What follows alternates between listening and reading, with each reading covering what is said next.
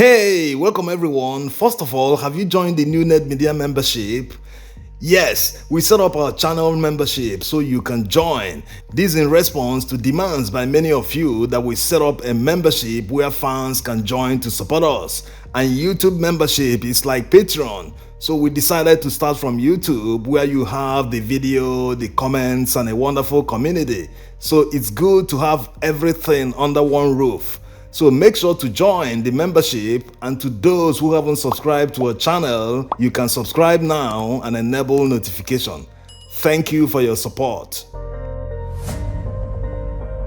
Now to the business of the day. It didn't take long after we made that video about Innocence Expansion and the other company that assembles dual fuel vehicles that can use compressed natural gas. In that video, we asked which Nigerian automobile company will be the first to produce an affordable brand new car that the average person can actually afford and buy.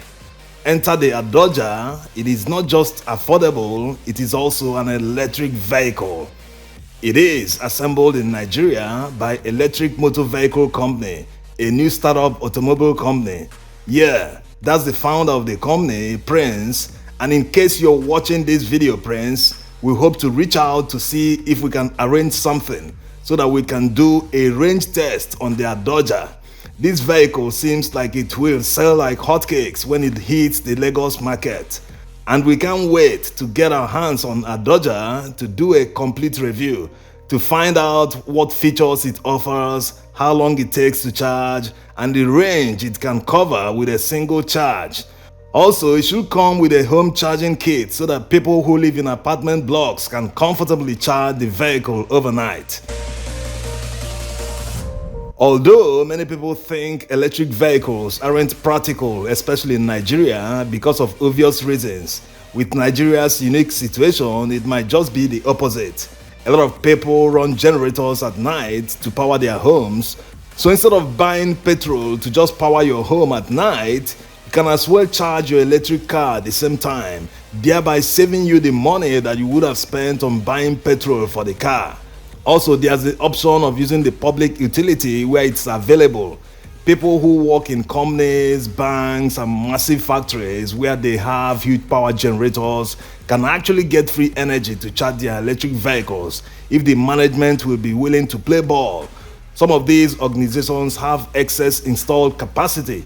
So instead of the power going unused, it can still be used to charge workers' electric vehicles, or even set up mini charging stations where the public can come to charge their electric vehicles for a fee. Also, many think that electric vehicles sitting in traffic will cause them to lose their range significantly. That's not entirely correct, because the vehicle sitting in traffic doesn't consume power as much as it does when it's moving.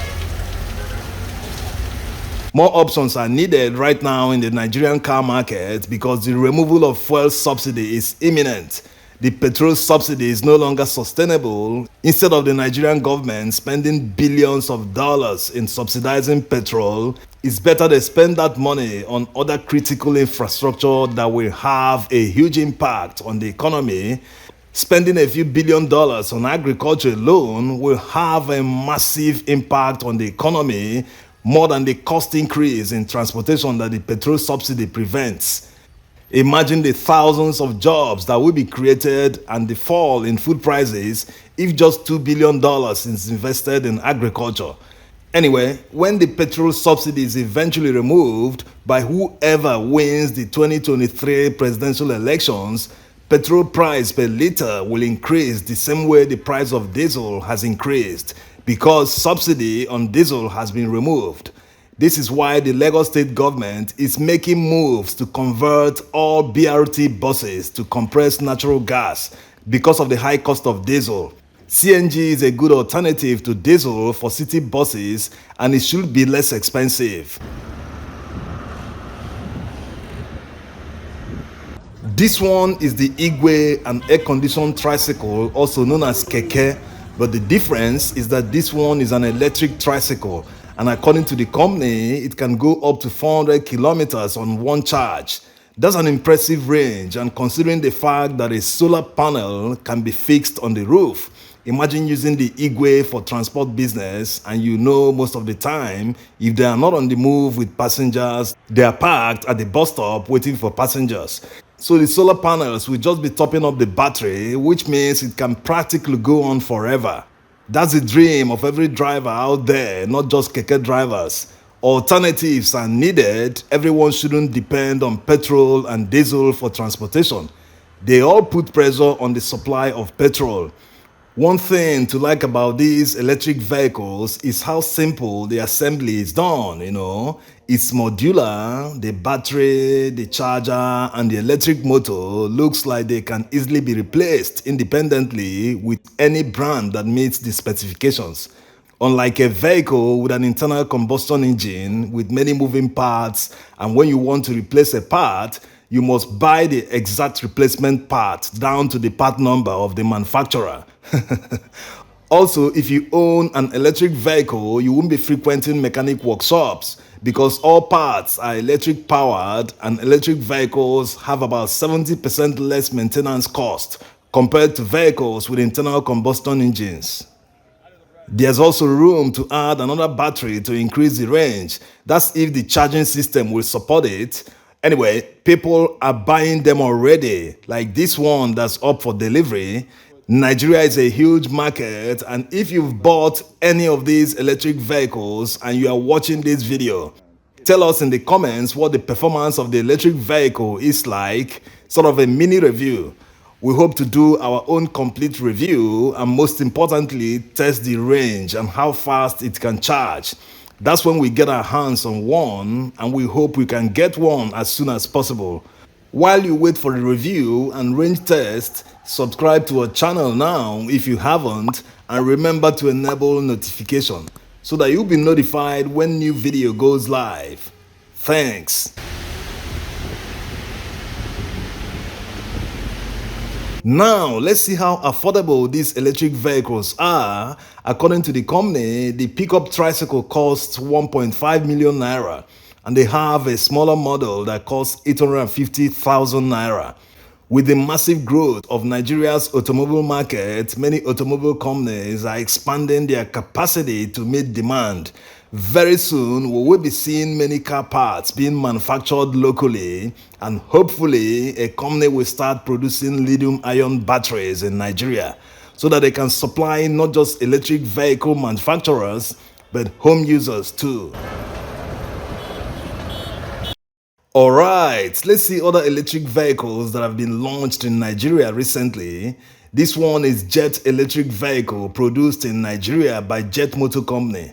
They have the assembly plant in Epe near Lagos. A few years ago, they did a range test with the prototype to see how far it can go on one charge. They drove the vehicle from Lagos to Benin City, and it achieved about 300 kilometers on one charge. The company also raised about $9 million from foreign investors to expand in the growing Nigerian automobile market, which is no longer dominated by vehicles powered by internal combustion engines, but also pure electric vehicles. Last year, they went into partnership with GIG, a courier and logistics company. If you live in Lagos, you will be seeing these vans on Lagos roads. They use them for deliveries within Lagos. This is a brilliant way of cutting operating costs by companies. Many banks and big companies should buy electric vehicles to replace ICE vehicles that they use to transport their staff, because they already have huge power generators that will power the charging stations for their vehicles. It will be a cost-cutting measure instead of always buying petrol or diesel. Next is the Kona electric vehicle that was locally assembled in Nigeria. Kona is a model of Hyundai, and it has a range of about 400 kilometers. It means that all things being equal, it can drive from Lagos to Onitsha on a single charge, or maybe Lagos to Warri. That's a little bit further than the Jet EV can go. It is the first all-electric SUV to be assembled in Nigeria, and it can be plugged into normal 13-amp sockets in the home. Next is the quad cycle box, which has undergone many tests and exhibitions. Here, they are test driving the quad-cycle box in Nnamdi Azikiwe University, Awka. It's not clear when the quad-cycle box will enter mass production.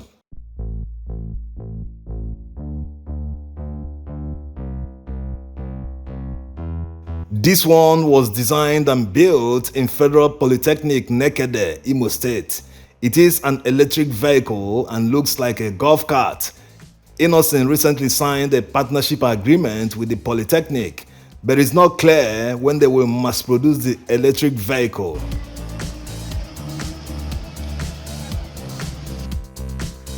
Lastly, Mustafa Gajibo, who started out by converting minibuses to full electric vehicles, have now started building his own minibus from scratch. Brilliant! It will be fitted with solar panels on the roof and an air conditioner. The 12-seater electric minibus will cover about 200 kilometers on a single charge. That's a decent range for a 12-seater.